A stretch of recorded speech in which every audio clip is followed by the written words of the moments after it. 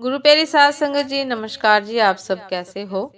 आशा करती हूँ बाबा जी के श्री चरणों में अरदास करती हूँ कि मालिक की कृपा से, सतगुरु दातार की मेहरबानी से आप सब बहुत खुश होंगे, मौज बहार में होंगे और अवश्य ही भजन सिमरन में होंगे। साध संगत जी, मैं हाजिर हूँ आज आप सभी से एक बहुत ही खूबसूरत साखी साझा करने के लिए, एक शिक्षा पर साखी। उम्मीद करती हूँ कि ये साखी आप सभी को बहुत पसंद आएगी और अवश्य ही बहुत कुछ सीखने को मिलेगा। तो साध संगत जी, चलिए आइए समय न गवाते हुए शुरू करते हैं जी। साध संगत जी, पुरानी कथा है कि अवंतिका नगर के बाहर शिप्रा नदी के पार एक महापंडित रहता था। उसकी दूर दूर तक ख्याति थी। वह रोज शिप्रा को पार करके नगर के एक बड़े सेठ को कथा सुनाने जाता था, धर्म कथा। एक दिन बहुत चौंका जब वह नाव से शिप्रा पार कर रहा था। एक घड़ियाल ने सिर बाहर निकाला और कहा कि पंडित जी, मेरी भी उम्र हो गई, मुझे भी कुछ ज्ञान आते जाते दे दिया करें, और मुफ्त नहीं मांगता हूँ। और घड़ियाल ने अपने मुंह में दबा हुआ एक हीरो का हार दिखाया। पंडित तो भूल गया, जिस वणिक को कथा सुनाने जाता था उसको भूल गया। उसने कहा, पहले तुझे सुनाएंगे। रोज पंडित घड़ियाल को कथा सुनाने लगा और रोज घड़ियाल उसे कभी हीरे, कभी मोती, कभी माणिक के हार देने लगा। कुछ दिनों बाद घड़ियाल ने कहा कि पंडित जी, अब मेरी उम्र पूरी होने के करीब आ रही है।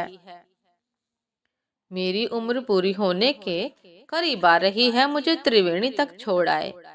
एक पूरा मटका भर कर हीरे जवाहरात दूंगा।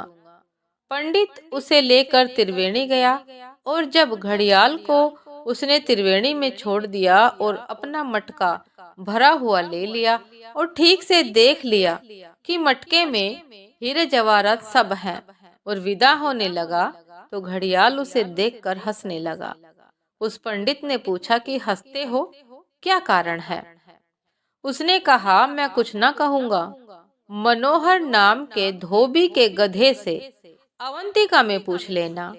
पंडित को तो बहुत दुख हुआ, किसी और से पूछे यही दुख का कारण।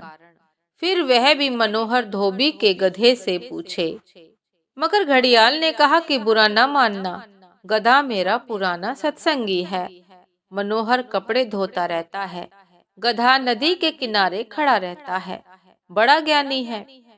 सच पूछो तो उसी से मुझ में भी ज्ञान की किरण जागी। पंडित वापस लौटा, बड़ा उदास था। गधे से पूछे, लेकिन चैन मुश्किल हो गई। रात को नींद ना आए कि घड़ियाल हंसा तो हंसा क्यों, और गधे को क्या राज मालूम है। फिर संभाल ना सका अपने को, एक सीमा थी, संभाला फिर ना संभाल सका। फिर एक दिन सुबह सुबह पहुंच गया और सीधे गधे से पूछा कि महाराज, मुझे भी समझाए, मामला क्या है। घड़ियाल हंसा तो क्यों हंसा? साध संगत जी, वह गधा भी हंसने लगा। उसने कहा कि सुनो, पिछले जन्म में मैं एक सम्राट का वजीर था। सम्राट ने कहा कि इंतजाम करो, मेरी उम्र हो गई है, त्रिवेणी चलेंगे, संगम पर ही रहेंगे।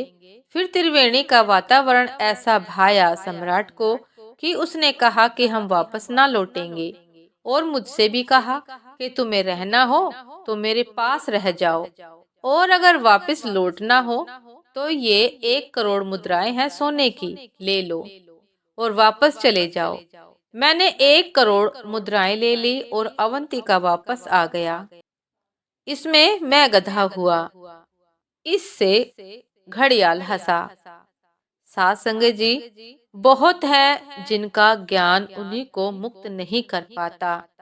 ऐसे बहुत हैं, ऐसे बहुत हैं जिनके ज्ञान से उनके जीवन में कोई सुगंध नहीं आती। जानते हैं, जानते हुए भी जानने का कोई परिणाम नहीं। शास्त्र से परिचित हैं, शब्दों के मालिक हैं, तर्क का श्रृंगार है उनके पास। विवाद में उन्हें हरा ना सकोगे, लेकिन जीवन में वे हारते चले जाते हैं। उनका खुद का जाना हुआ उनके जीवन में किसी काम नहीं आता।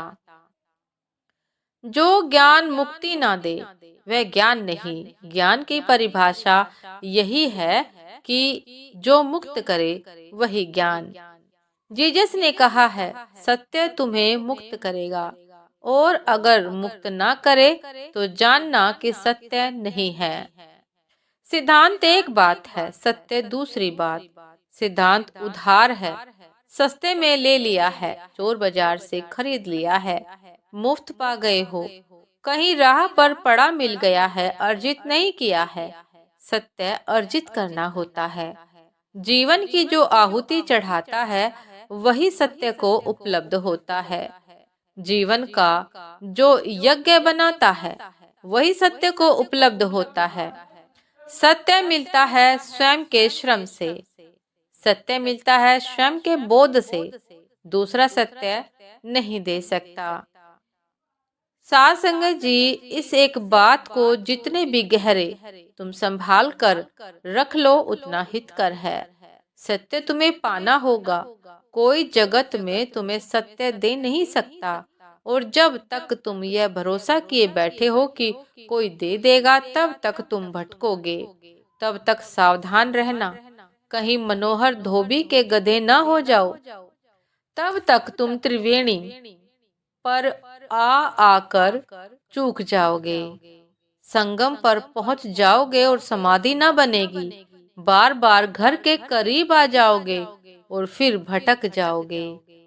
इसीलिए साध संगत जी, सतगुरु की शरण करना अति अनिवार्य है, ताकि हम अपने घर पहुंच जाए, सचखंड पहुंच जाए, ताकि हमारा ज्ञान अधूरा न रहे, सत्य को पूर्णतः जान पाए। यह केवल और केवल सतगुरु की शरण में जाकर ही, संतों की शरण में जाकर ही संभव है। साध संगत जी, केवल खोखले ज्ञान से पार नहीं पाया जा सकता है, केवल किताबी ज्ञान से पार नहीं पाया जा सकता है। पार जाने के लिए सत्य को जानना पड़ता है, और इसका एकमात्र साधन संतों की शरण है। और संतों की शरण पाकर भी उस पर दृढ़ विश्वास होना चाहिए, तभी हम उस मार्ग पर चल सकते हैं। उम्मीद करती हूँ साध संगत जी कि साखी आप सभी को बहुत पसंद आई होगी। यदि पसंद आई हो साध संगत जी तो लाइक कमेंट शेयर करना ना भूलिएगा। चैनल पर जो भी नए हैं कृपा करके सब्सक्राइब कर लीजिएगा, ताकि चैनल पर मिलने वाली सभी शब्द साखियों की अपडेट आप सभी को समय पर मिलती रहे। साध संगत जी, आप हमें इंस्टाग्राम पर भी फॉलो कर सकते हैं। इंस्टाग्राम का लिंक डिस्क्रिप्शन बॉक्स में दिया गया है। साध संगत जी, दासी को भी आज्ञा दीजिए। आपसे फिर मुलाकात होती है एक नए शब्द साखी के साथ, एक नए विचार के साथ। तब तक के लिए नमस्कार जी। सदा खुश रहिए, मुस्कुराते रहिए, भजन सिमरन अवश्य करते रहिए। नमस्कार जी।